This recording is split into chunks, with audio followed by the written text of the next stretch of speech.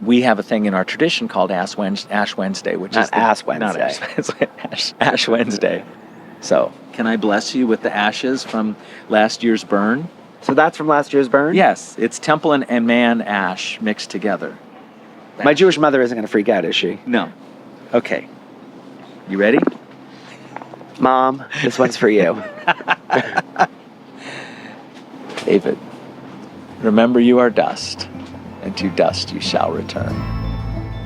Amen. Amen. Welcome back to the intersection at Burning Man. This season, we are exploring the temporary city that participants build each year on a remote patch of Black Rock Desert in Nevada.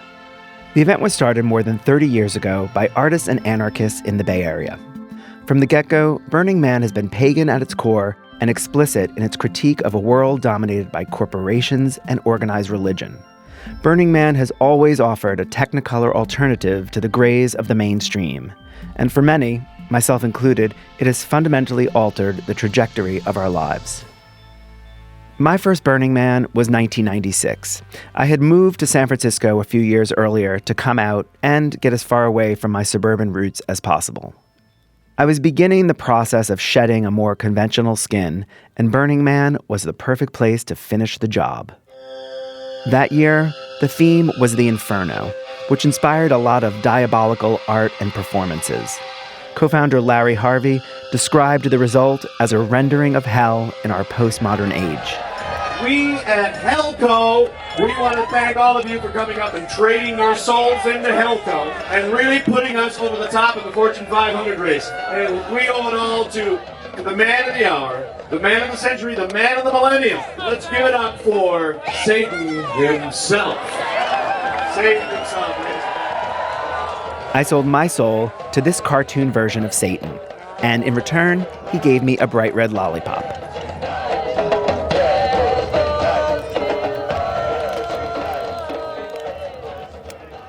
It makes sense that some religious leaders, especially in the fundamentalist and evangelical communities, saw the event as a tool of Satan. Some still do. And the Burning Man is like hedonism times 33. And it is so satanic. It is just, it's nothing but drugs, sex, sodomy. I mean, it is pure wickedness. People commit suicide here. People sacrifice themselves here. They have orgies. One thing they haven't done is like brought in animals and had sex with animals yet, but I'm sure there'll be a tent for that soon. There are biting, stinging, and gnawing insects all over that place. They are covering people's bodies. Where those insects come from, they're only in the area of the Burning Man. They came from the hand of God. So it may seem a bit curious that over the last decade, Burning Man has attracted more and more participants of faith. Some come to find new followers for their traditional God. We have the real answer. We're the ones who should be connecting to God to be able to guide their path back to the one who made them and loved them and died for them. Others have been coming to figure out why so many young people have turned their back on Christianity. That's why Burning Man is so powerful. We come here and we learn what it is that they longed for that they didn't get from church. A Jewish camp hosts a Shabbat dinner for hundreds every year. There's even a Christian Science camp with a reading room and a popular foot washing service. And then there's Episcopal priest Brian Baker, who you heard bless me at the beginning. He came to his first Burning Man in 2015 with a more personal mission. My 22-year-old dreadlock tattooed hippie, I'm more of a Buddhist daughter, came into 2 tickets, and she invited me to go with her. One of the reasons she asked me was that we had a troubled past, and it was a bid on her part to reconnect, which was an offer I couldn't refuse, of course. Before he hopped on his motorcycle and biked to the desert, yes, he's that kind of priest, Brian acquainted himself with Burning Man's so-called 10 principles. Radical inclusion. Radical self-expression. Decommodification. The principles were written by co-founder Larry Harvey nearly 20 years after the event began. Immediacy. Leaving no trace. Radical self-reliance. They were crafted not to dictate how people should be or act, but to reflect the culture that had already developed. Civic responsibility. Participation. Communal effort. And to guide the future of the event and community. One principle that stuck out for Brian was gifting. The act of sharing something freely with strangers without expecting anything in return. I had to figure out what gift could I offer that had integrity, that really reflected who I was as a priest, but could also be accepted by anybody. And I talked with my daughter. She said maybe bring holy water and I can sprinkle people. And I thought of bringing a tub of wafers and consecrating it and passing out Jesus on the playa. And what I ended up with was a blessing. I would just go up to random strangers, not wearing a collar, and say, "Can I bless you?" And when I would first say, "Can I bless you?" you have no idea, right? If the blessing is going to be something spiritual or it's going to be a spanking or something. And so it was when I would put my hands on their shoulders, look in their eyes and say, "The world now is too dangerous and too beautiful for anything but love." Then the whole countenance changed and like the heart opened and they were ready for something. And by the end of it, people would just fall in my arms and sob and sob and sob. Brian says that first trip to Burning Man changed his spiritual life. I had a conversion experience. He recounted that experience in a sermon to his congregation at Trinity Cathedral in Sacramento. So Jesus goes into a foreign land and he encounters a stranger. This is a challenging gospel reading that I am not going to talk about today because I returned last night from Burning Man. He went on to describe the event to a group of people who, for the most part, had never been. I got to be in this place of radical inclusion and welcome and giving and receiving and caring. When you arrive at Burning Man, everyone says to you, "Welcome home." And everybody is welcome, regardless of what you're wearing or what you're not wearing. In this community, I know my neighbors better in 3 days than I know my neighbors at home. Welcome home to a place where your heart can be open, where your love can change everything. Welcome home. Amen. That evening, as the church did every Sunday, they uploaded a video of Brian's sermon to Vimeo. But this time, instead of getting a few dozen views, it went viral. Within 2 months, probably like 25,000 people had seen it, and I started getting emails from all over the world, and other Episcopal clergy who go to Burning Man, who never would have connected with one another, all contacted me because they saw the sermon. The next year, a group of those folks came together and planned a pop-up service at the temple, which is arguably the spiritual center of Burning Man. We had 5 people after that service come up to us and say, "Are you doing this every day?" Never after a Mass on Sunday morning if I had parishioners come up to me and say, "That was so amazing, are you doing this again tomorrow?" And what I realized was there's so many people here that have unfinished business with Jesus, or have wounds from the church, or are hungry and yearning, and they want to have sort of the deep conversations about God and life and the Spirit and all of that. So that's when I knew a camp would be really helpful. And that became his mission, to organize a theme camp for Christians of all denominations and stripes that's intentionally guided by the principles of Burning Man. His vision was made manifest in 2018. The camp's name was inspired by interactions he had with burners as he wandered through the desert those first years. When someone would say to me, "I'm spiritual but not religious," I would say, "Well, I'm religious as fuck," just to provide a different perspective to that conversation. And it's been a perfect name because it lets people know we're religious, but we're not religious in the way that you're afraid of because we say fuck. A week after I arrive on the playa, I head to Brian's camp. It's not yet 10 a.m., but there's plenty going on in Black Rock City. I bike through Center Camp and pass folks lined up to buy ice. I pass the Dusty Pineapple, Dusty Frogs, and the Dusty Taint Bar. It takes a bit of looking around to find religious as fuck, especially because, at first glance, theirs looks like a typical theme camp with a hodgepodge of shade structures, tents, camping chairs, and a geodesic dome. Then I spot it. A big, hand-painted banner that says religious as fuck, and a sandwich board that reads, "May I bless you." Yes, hello. I imagine you're here for Brian. I am. Oh, I'm here for for church. anybody. Oh, for church. The guy that greets me is dressed for service in a priest collar, cut-off khakis, and a sparkly rainbow cape. We missing prayer? It's probably about now. We head to the geodesic dome. Inside, it's light and airy and pretty quiet. A group of about 15 have already gathered. They're sitting cross-legged in a circle on soft pastel-colored blankets. So as we settle into this space, which is both soft and hard and colorful and blank, I invite you to just open your hearts and minds to the presence of God. This morning's service is being led by Pastor Patty Jenkins. We're all following along in blue, softcover Black Rock prayer books, which Patty and Brian helped write. We had a group of people that wrote the prayers specifically for Burning Man and Black Rock City and religious as fuck. Last year, there was a lot of people getting pulled over by the cops heading into Burning Man. So I wrote a Burning Man travel prayer. That's in there, and there are others of those kinds of things. But yeah, we have a real legit prayer book. Okay, so we are on page 13. We'll begin today with our Thursday opening sentence from Henry Nouwen. They read a quote or passage inspired by Burning Man's 10 principles at the start of each morning service. Today, they pay tribute to communal effort and participation. We make many attempts to establish the outer world as a safe haven. Instead of finding a safe haven within and bringing that to the outer world. I'm going to just read it again. The camp makes a conscious effort to go light on the Jesus and the fire and brimstone. This is an expression of Christianity that honors people's faith from all traditions.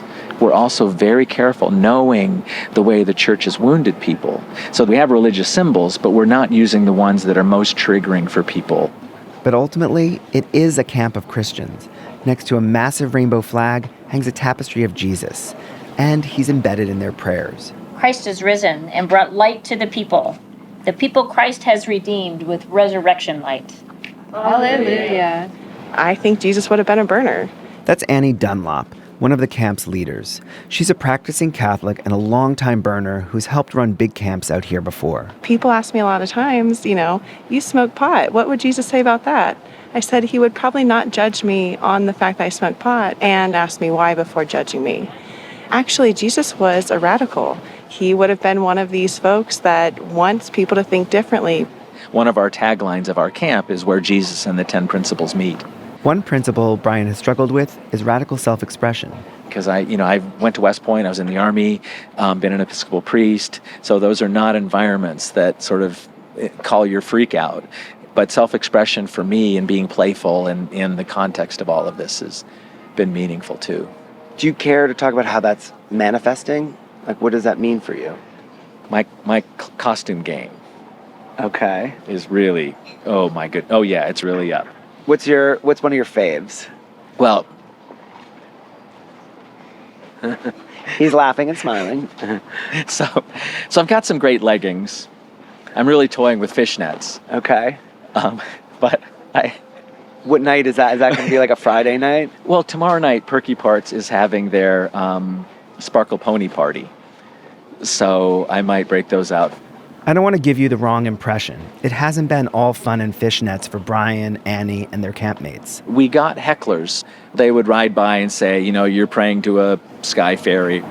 Out in the default world, I can say, I help run a Burning Man theme camp. Oh, Burning Man theme camp.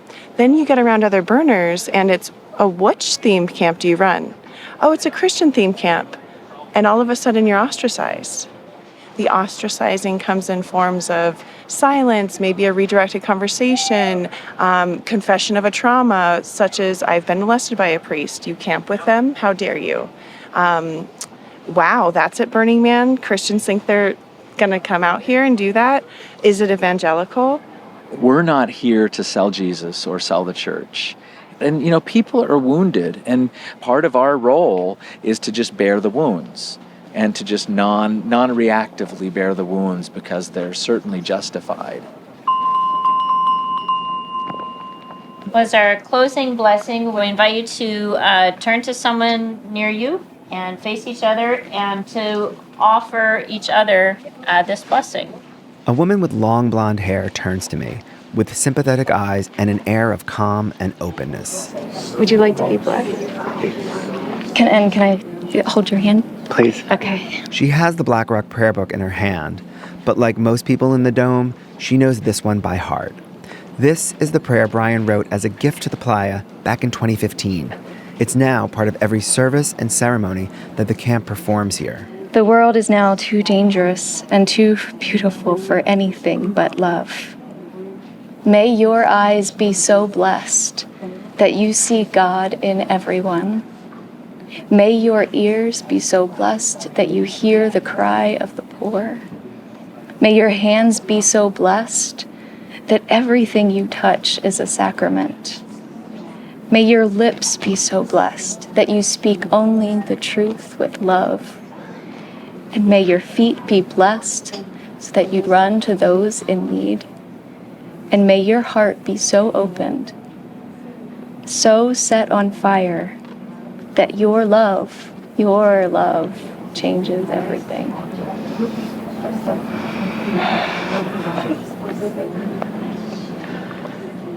I'm crying.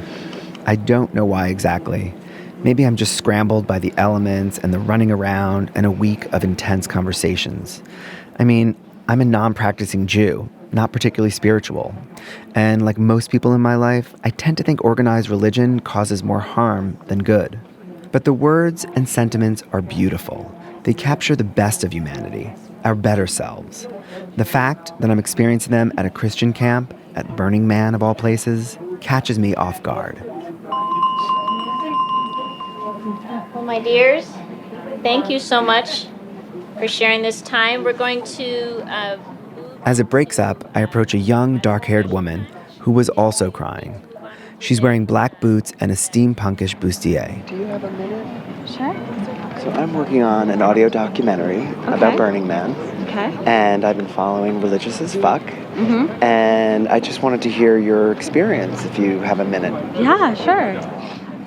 So I found out about Religious as Fuck from the Who, Where, When book.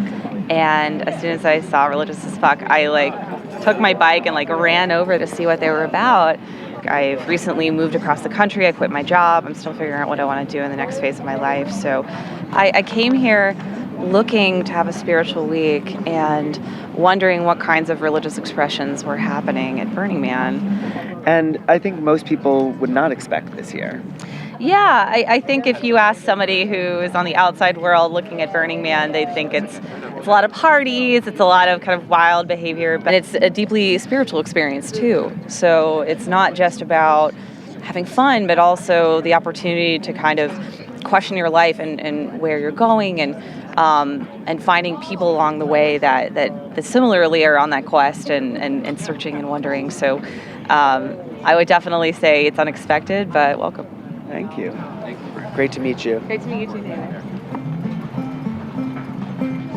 When I first showed up in 1996, I was looking for a party. I was looking to push past my comfort zone and burn some shit down. While I miss the days of hedonistic anarchy when Burning Man was an under-the-radar, anything-goes space for a few thousand people, there is something to be said for the variety of experiences that comes with 80,000 people and nearly 1,500 theme camps. Now, there's a farmer's market and a skate camp, Kidsville, and a genital portrait studio. There's Religious as Fuck and the Church of Pizza. It's hard to admit, but I've become more interested in deep conversations with strangers than partying every night with friends. I'd rather have a lot of different experiences than the same one over and over. The young me who sold his soul to Satan for a lollipop back in '96 probably would have scoffed at a camp of Christians at Burning Man. But these days, Religious as Fuck feels more radical than the Orgy Dome. And if the camp helps some people heal and forces others to question the dominant party paradigm, maybe, just maybe, it's the consummate expression of the event's countercultural roots. Thanks for listening. On the next episode, we'll meet the folks behind Burning Man's annual census and hear from a group of burners who say radical inclusion means racial inclusion. Listen to new episodes every other Wednesday. Subscribe now to the Intersection podcast wherever you get your audio fix. The Intersection is a co-production of David Boyer and KALW. Jonathan Davis is the associate producer. It's edited by Ben Trefny and Lisa Morehouse and engineered for your listening pleasure by Gabe Graben with theme music from Eric Pearson. Until next time, I'm David Boyer, and this is The Intersection.